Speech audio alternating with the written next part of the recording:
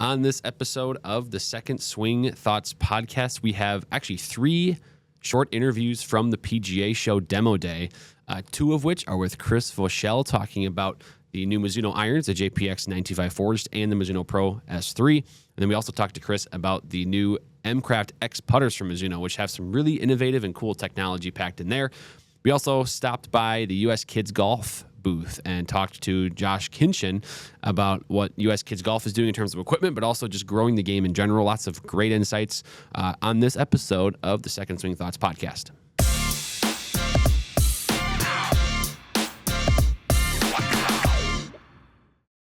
Hey golfers, and welcome back to the Second Swing Thoughts podcast for another deep dive into the world of golf equipment. I'm Drew Mahold for the show. No Sean this week; he's unable to join. But however, we've still got a ton of information packed into this episode. As I mentioned already, we've got 3 short interviews that you'll listen to shortly. 2 of them with Chris Voshall talking about new Mizuno stuff, and then we also talked to Josh Kinchen at U.S. Kids Golf about some of the things that they're doing to grow the game for junior players. One thing we got to touch on right away as we jump into the turn here, of course, is our segment diving into what's the latest on tour.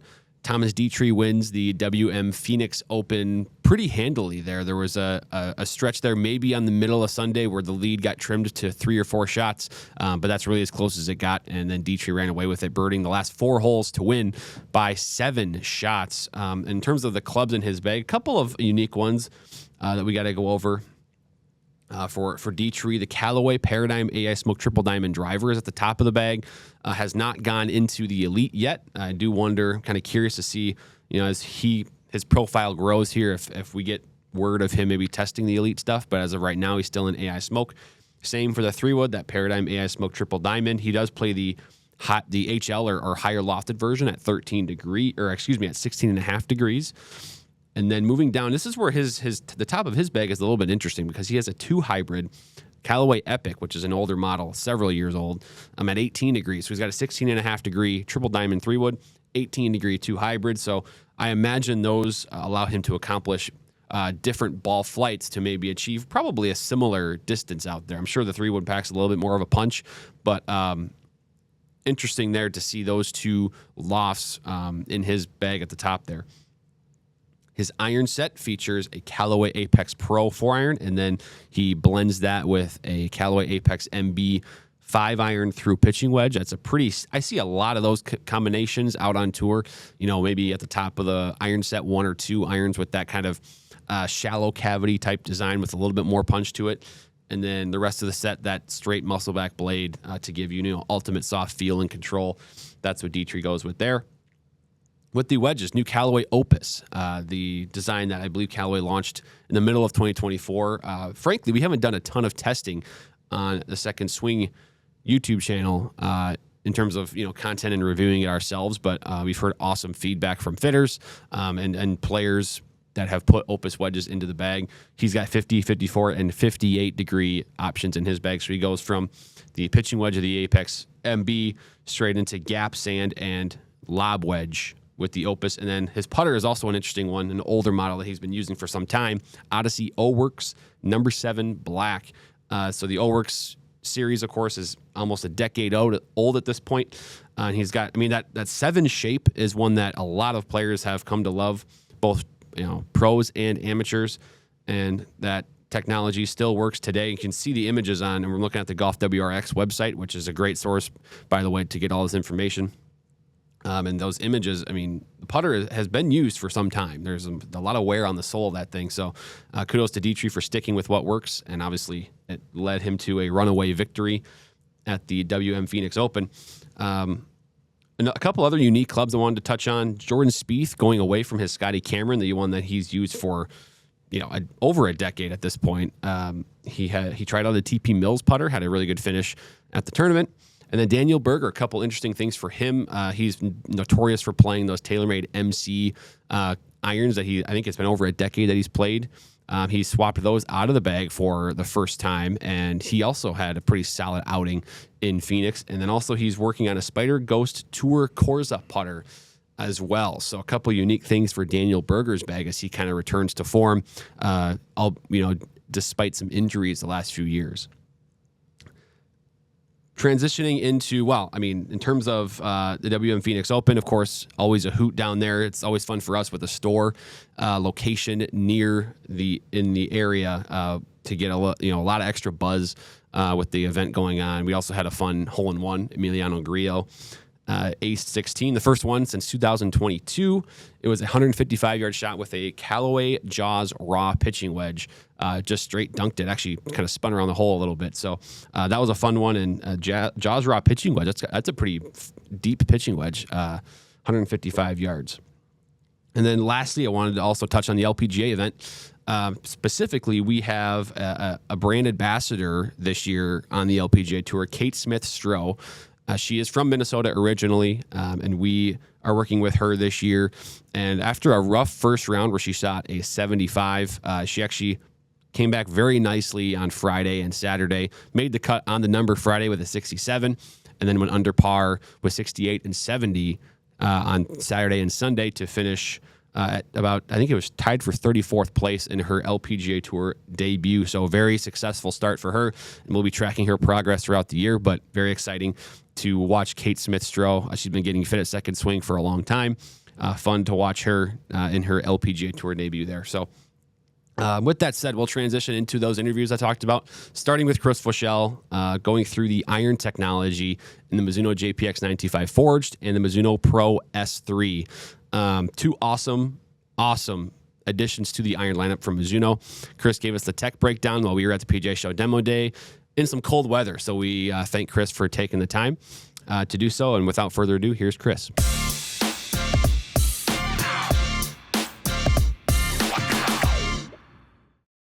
Hey golfers, I'm Drew Maholder, Second Swing Golf here at PGA Show Demo Day, and the rain has started to fall once again here. Joined by Chris Voshall with Mizuno. We got to talk about some irons. So yes. One of the things we're most excited about at Second Swing is when Mizuno has new irons. We can talk about the forge feel. We can talk about the performance that Mizuno's had over the years, but it's also when you guys go into the innovations of the technology. We're talking about some new face structure this year, things like that. It's really exciting. So, two new models in particular that are added this year that we want to talk about: JPX 925 Forged and Pro S3. Let's kind of dive in there and what should the viewers and the audience really know about with those models? I'm going to talk about the 925 Forge, because this is really an exciting launch for us. It's funny because it's comes from a long lineage of just forgings with it have a little bit of distance built into it. So people think they kind of understand this club if you've known the 923 Forge, the 921, 919, it goes way back. But this one's totally a different animal than that one. What I mean by that is the forging process. We actually invested with Chuo Koyo, our exclusive foundry who forges our clubs in Hiroshima, Japan, on some new equipment that's allowed us to forge thinner than we've ever forged before. So with this one, we've incorporated what we call our contour lips face. With that new machine, we're able to get down to only 1.5 millimeters of face thickness. Crazy thin for a one-piece forging. So with that, we forge the face and the neck out of a chromoly material, and then with that contour lips face, it's almost exactly like we have on our hot metal family. That means you're going to get higher ball speeds, you get more consistent ball speeds, but because we're forging it in that one-piece face and neck, you're going to have incredible feel on it, so it doesn't feel overly hot. Right, and one of the cool pieces that I remember too about learning about the product and even testing it was that the longer irons are built kind of maybe slightly differently versus the smaller irons, just to provide a little bit more, maybe softer feel and control on those shorter shots, and then the longer shots, maybe a little bit more forgiveness packed in there. Yeah, that's exactly right. You know, when we're talking about going that thin on a face, down to 1.5 millimeters, you don't necessarily need that when you're talking 8-iron, 9-iron pitching wedge. So we automatically engineer almost like a combo set build within it. So in the 925 Forge, that chromoly material lives on the 4-iron all the way down to the 7-iron. Okay. When you get to the 8, we transition to our 1025E Pure Select mild carbon steel. Super soft material, same thing we use on our muscle backs and our wedges and stuff like that. So again, it's distance and launch where you need it, and then feel and control where you need it. And then one question I had in particular, because again, we talked about Mizuno irons, the ones that are already kind of in line, right, and we've been fitting the last couple of years, Mizuno Pro 243 and 245. Where would this fit into the lineup that is already out there that golfers are seeing in the bays? It's a great question. There's a ton of overlap when you're talking that player's distance category, when you're getting clubs that are smaller but designed with a little bit more pop to them. So to me, this fits really close to where that 245 model is. 245 is that hollow body design with a little bit of tungsten that's low and on the toe and the heel of that. So the 245 to me launches a little bit higher, and this is going to be a little bit more forgiving. So it's really, I like to talk about, do you want launch forgiveness or miss-hit forgiveness? And I think JPX really shines in that miss-hit forgiveness. Yeah, so it's almost in that player's distance category in a sense, but it almost has the feel, would you say, kind of like even a softer player's iron, just because of the forging process that you guys are able to go with. And with that, because we forge our face and neck together with the grain flow forging process, when you're talking that category, there's so many golf clubs that say forged on them, and they charge a forged price on them. But when you start to look at it, if you want that feel and you want that vibration of a true forging, you need that face and neck to be one part, and we're the only ones who are doing that. Yeah, and it kind of really completes what is the JPX 925s when you include the hot metals that were released last year. Would have already been really successful in the bays. And so I do see one more thing here, Chris. I see a black finish down there, so we got to talk about that. So with the JPX Forgers coming in 2 finishes for the first time ever. We've got our soft white satin and this black ion finish, which is just a totally kind of blacked out look. Really mean looking, really aggressive, but ultimately it's going to deliver on all that feel with a cool new cosmetic. Now I want to transition to Mizuno Pro S3 because that's another one that's really exciting, and I know there's a historical element maybe to the Pro S3s as well. Yeah, and it's funny because you can almost approach where that club came from in a couple of different ways. Yeah. I'll start by saying that in this 925 family there's no tour model. The tour model shifted to Mizuno Pro, but ultimately the idea behind Mizuno Pro was to develop some new what we call modern classics. Clubs that are going to kind of live and withstand the test of time. There's not a lot of technology built into them. What I mean is not a lot of distance technology. These are all about feel, they're all about control. So these are all about designing one-piece iconic forgings. They're just going to deliver on feel and control. So with that, the S3 features our grain flow forged process. That HD process concentrates a little bit more mass low in the club, and ultimately is using our 1025E Pure Select mild carbon steel. Again, softest material we use, and it's got the copper underlay with that.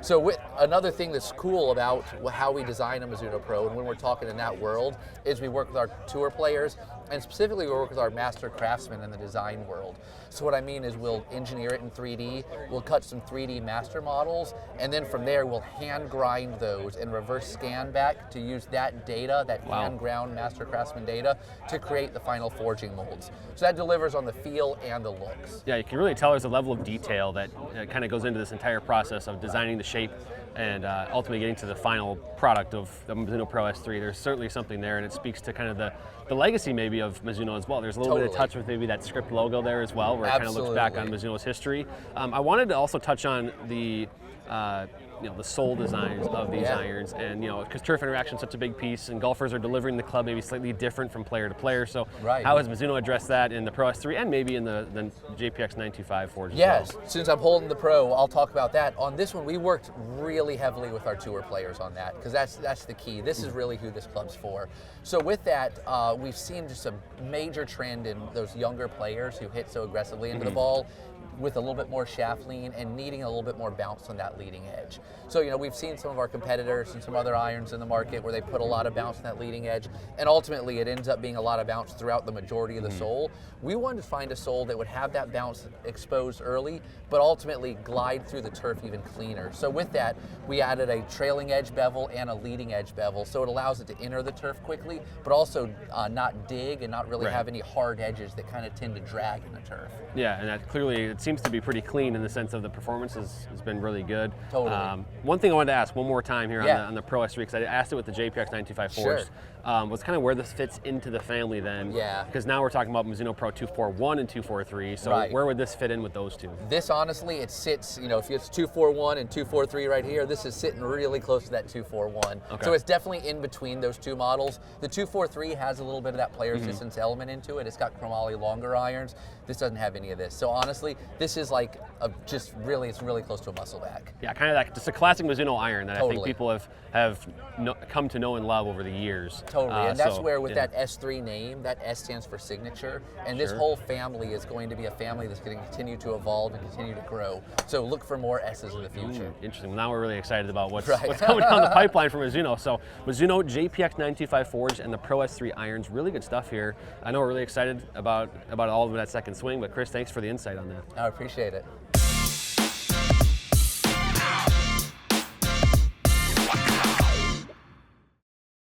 And that was Chris talking about Mizuno JPX 925 and Mizuno Pro S3. Of course, a lot of fascinating things from Chris there. And then you can also look at our swing report videos on our channel, testing those out. For me, the Mizuno Pro S3, I mean, not that the JPX 925 isn't impressive, but the Pro S3, super soft feel, and for me, very consistent in terms of the distance control. That was one thing I took away that you can also go watch in that swing report video that we did. So next up, again, we're with Chris back at the show talking about putters, some really cool, innovative fitting technologies that they have added to the M-Craft putters. You know, there's only 3 club head designs, but you can actually get 9 different configurations with it. So Chris talks about that right here.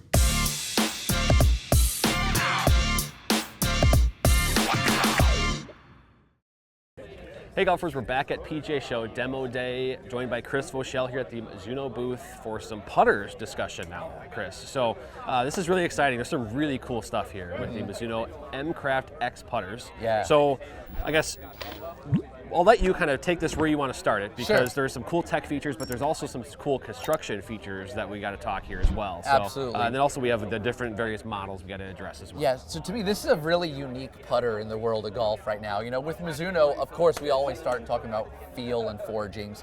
We're one of the few putters in the world that are actually forging their putters. Yeah. So with our M-Craft and our Amoe line we've had the last couple of years, really great feedback, lots of options and cool fitting capabilities within it, but all in a forged 1025 package.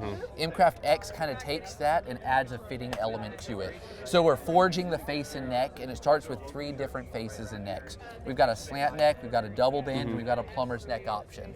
So 3 different options there, and then on top of that, 3 different back shapes. We've got a kind of a traditional round mallet, a squared off mallet, and then what we call like our wing back design. So 3 necks, 3 backs, 2 weights, and the cool thing about this is literally the weights that are the weights are the only things that hold the putter together. So you could literally, nice, how am I doing?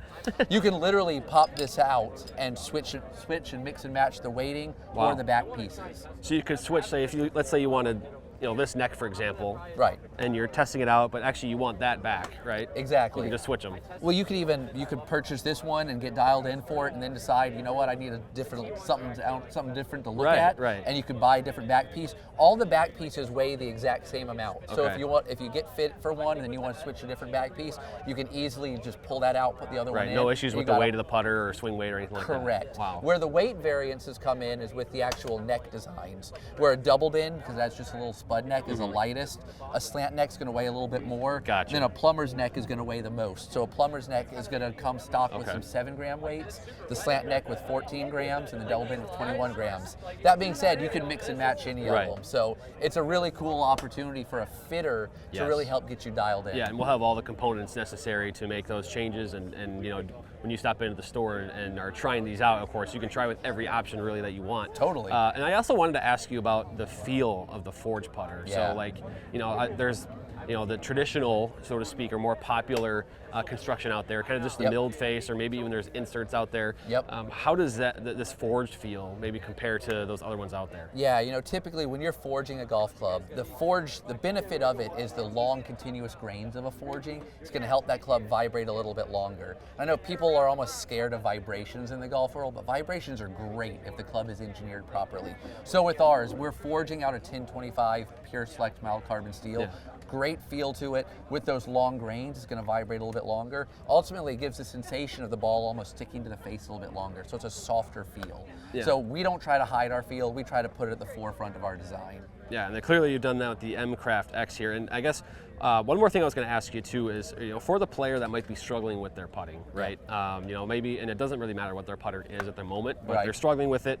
I guess what would you tell them about these and all the options that are here? I guess what would you tell that player? Well, to me, that's why the fitting is so key, is to understand if you're struggling with your putting, it could be from a distance control, it could be from an alignment, it could be from a start line. There's lots of different things that a fitting can help dial in, and that's where having the different necks and offsets are going to help adjust your start line. And then from there, the different backs have slightly different CG locations that'll slightly alter the way the club releases through through the swing. So ultimately, for a fitter, it gives you the ability to just mix and match different options, all while delivering that soft feel. Yeah, and then again, at the end of the day, maybe you have a specific build for you and you try it out on the golf course and you're just like, this isn't quite right. After playing with it on the golf course, swap it out, and it's that easy for our fitters, which is really cool, and I think we're really excited about. Totally, and one other thing that's kind of unique about this design as well is because these back pieces are an aluminum material, aluminum's super lightweight, the front is a mild carbon steel, so it's a little bit heavier. The center of gravity depths are all pretty shallow on this. What that means to you as a golfer is that means it releases kind of like a blade, where typically mallet designs that have these larger footprints have a deep center of gravity that doesn't release quite the same. So for a player who's in that blade world but thinking of kind of tweaking their way or working their way to a mallet, this is the perfect transition to that. Wow, yeah. I mean, and they also look really cool too. I mean, totally. There's a cool, slick look to them. I also kind of like specifically on this one here. This is the 4. You have 3 lines, and you kind of are it's easy to set up and center the golf ball behind it. So there's the alignment and visual element too, in addition to all the other parts we talked about here. Definitely, the alignment's key for these. So to make sure you have an option that's going to fit your eye is massive. Yeah, well, great stuff here with the M-Craft X putters from Chris Voshall. Golfers, if you're struggling with your putting or maybe looking for something new, this is a really good way to test out a few different options. The M-Craft X models, check them out at Second Swing and get fit today.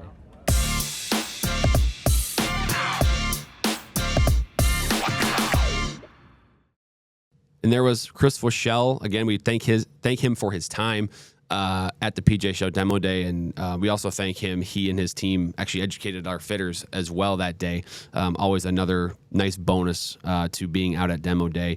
And yeah, as you could see with the visuals that he was able to show there and what they're able to do fitting wise, that's a pretty big breakthrough in terms of the putter fitting options that our fitters have in store. So if you're interested in that technology and having a truly forged putter as well, make sure you stop in one of our stores, schedule a putter fitting, and try it out for yourself. It's pretty cool what Mizuno was able to do with that series. So last interview here that we have, Josh Kinchen out at US Kids Golf. This is a fun one because we've partnered with US Kids Golf in terms of offering all the various set options, right? If you're a 3 or 4-year-old junior player all the way up to a teenager, US Kids Golf offers options, and now they've expanded that even more in terms of tour sets. They've got more playable sets, if you will. They're also growing the game as well with events all across the world. So without further ado, here's Josh Kinchen at the PGA Show Demo Day.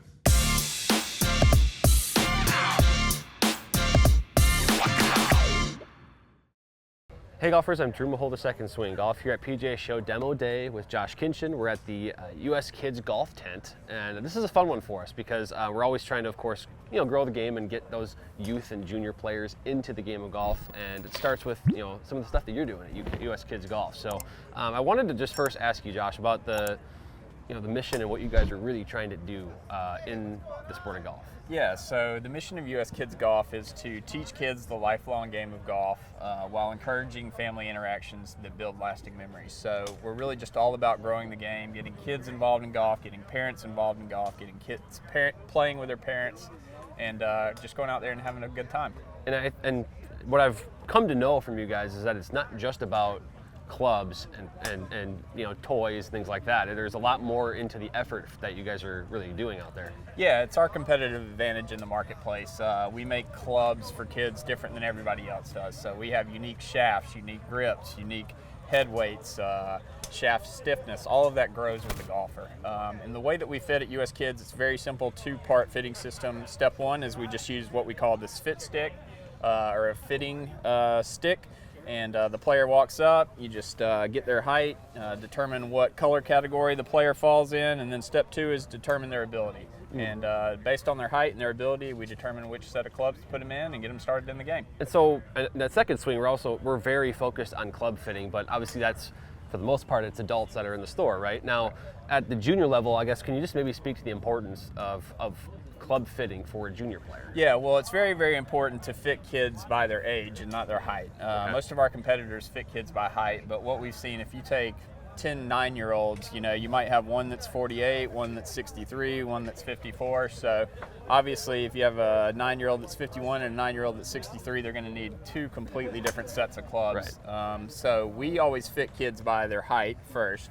So that's very, very extremely important. And then two, by ability. And we have a whole product line of clubs that are designed for a beginning player, a player that's just trying to get to the course, an advanced player, or even an elite player. Yeah, so kind of let's dive into some of those, maybe those products or sets that are, you know, available from US Kids Golf. So yeah, for sure. It's kind of cool that you guys are able to do that, you know, at this level where there's multiple options based on, like you just mentioned, kind of the level of skill that the player might have. Yeah, nobody in golf can take you from a 2 or 3-year-old beginning golfer all the way to a elite level 15 or 16-year-old golfer like US Kids Golf can.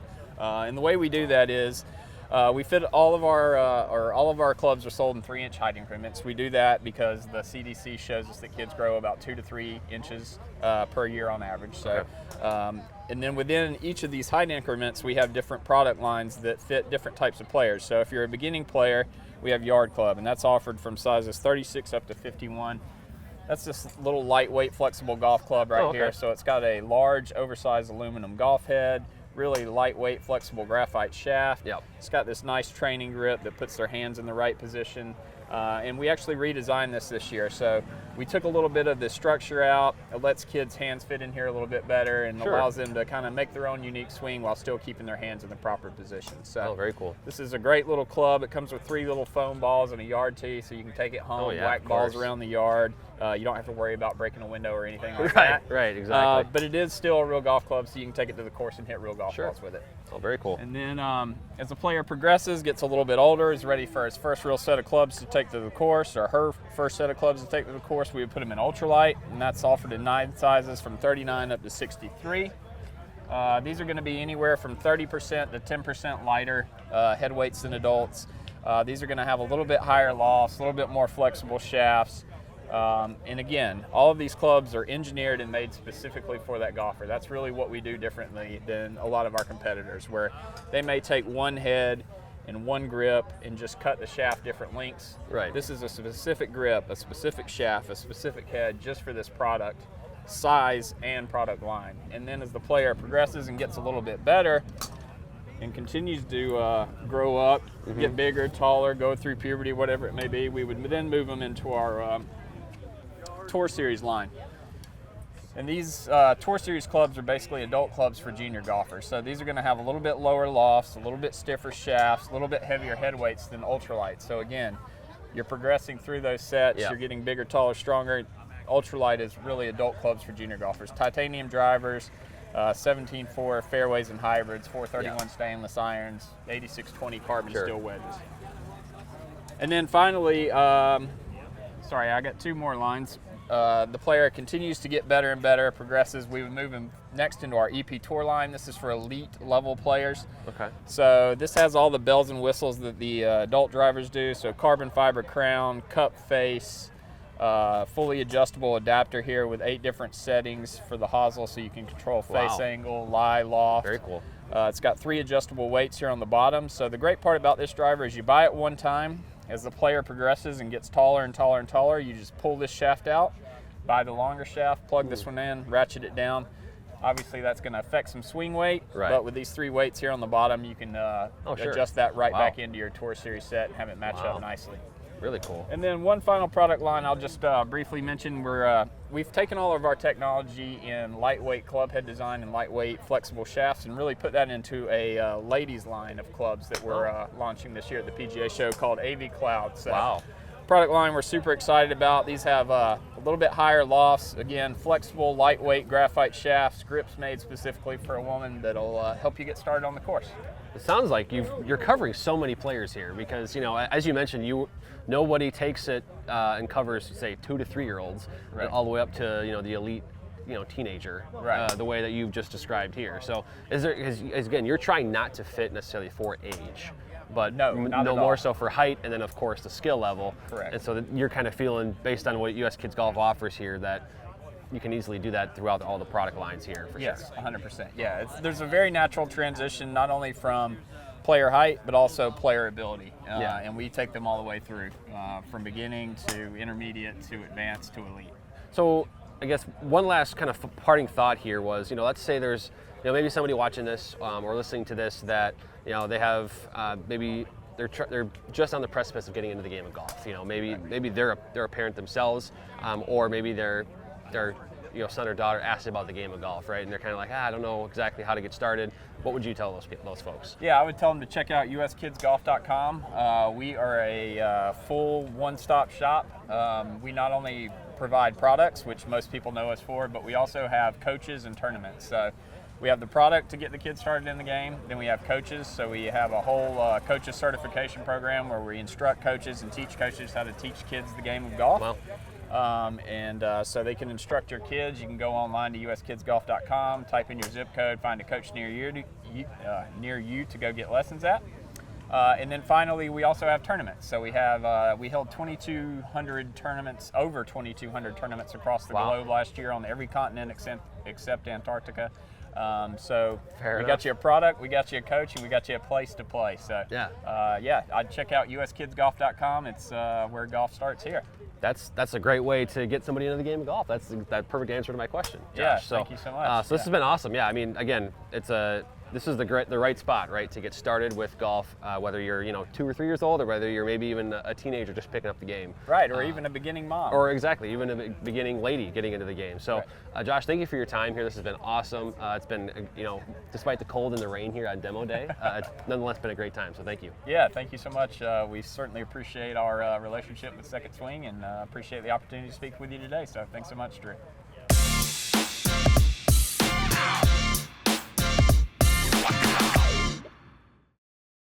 It was great to talk to Josh and all the various items and products that he had on hand there to talk us through. Again, really, it's a great time to have a child or a junior player getting into the game of golf. US Kids Golf offers all kinds of, again, both products and opportunities, events that golfers can take advantage of and get into the game of golf. And as we've said numerous times, it's a great time to be at that stage in the golf career for a young player. So coming up now, as we kind of wrap the show talking about what's around Second Swing content, whether it's YouTube channel, social media, and then of course on the podcast as well for the next episode. So live at lunch this week, a unique one. With all the 2025 launches, it's an exciting time, of course, for us. We get to talk about new products, but also it's a very exciting time for golfers that might be trying to save a buck or two on their equipment. 2024 golf clubs now, inevitably, a lot of them are at a lower price point now, and so we're actually going to look back at 2024 and what were the best performing products in our fittings. Tyler Fitzel's going to join us. He actually launched a survey to a huge number of our fitters in the company, and they gave their feedback on the products that performed best. We look at various categories. So that's our live at lunch Thursday, 1 p.m. Central Time. Make sure you join the YouTube channel for that one. And then also just on the YouTube channel coming up, one of them's already live. Shane Bacon joined us to test his new Ping G440 products. And coming up as well on Monday, the next 2 Mondays, we did some more testing with Shane and Marty Jertson. Marty, of course, is the Ping VP of Fitting and Performance. So he's testing his new G440 stuff. We talked about G440 irons. Really good stuff there. Next week on the show, Kevin Kraft is joining us. He was in town, and we filmed a ton of content. He gives his take on his favorite clubs of 2025. Also, we tested him on what he chose this time last year for 2024 to see if he still agrees with those takes. With that said, we have a Second Swing finds this week, and this is a fun one. This is actually just handed to my desk here. So what I've got is, this is a Callaway Big Bertha ERC2 9-degree driver. This is going to be up on social media as well, on Instagram, X, Facebook, whatever channel you follow Second Swing on. So you can get the close-up photos, but it's a driver from, I think it was released originally in 2000 from Callaway. It is non-conforming. There's a big sticker on here that actually says non-conforming, and it's also in the wrapping still. So very rare to see one of these. This was just traded into us and acquired by our merchandising team. Very rare item here to see something like this in the wrapping still. So yeah, you'll see closer photos of it on social media. Go check that out. But this is a fascinating one. An illegal driver coming through us here, from Callaway. Fascinating.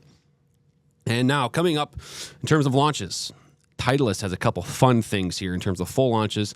Titleist T-Series Black irons are now on pre-sale, so you can pre-order those through secondswing.com. And then also launched is the Scotty Cameron Phantom 5.2 and 7.2. We do have some content out on those as well on the YouTube channel, so go check that out. Austin Rollinson gives his insights there. Without further ado, I think that's going to be wrapping up the show this week. Some fun interviews, good insight.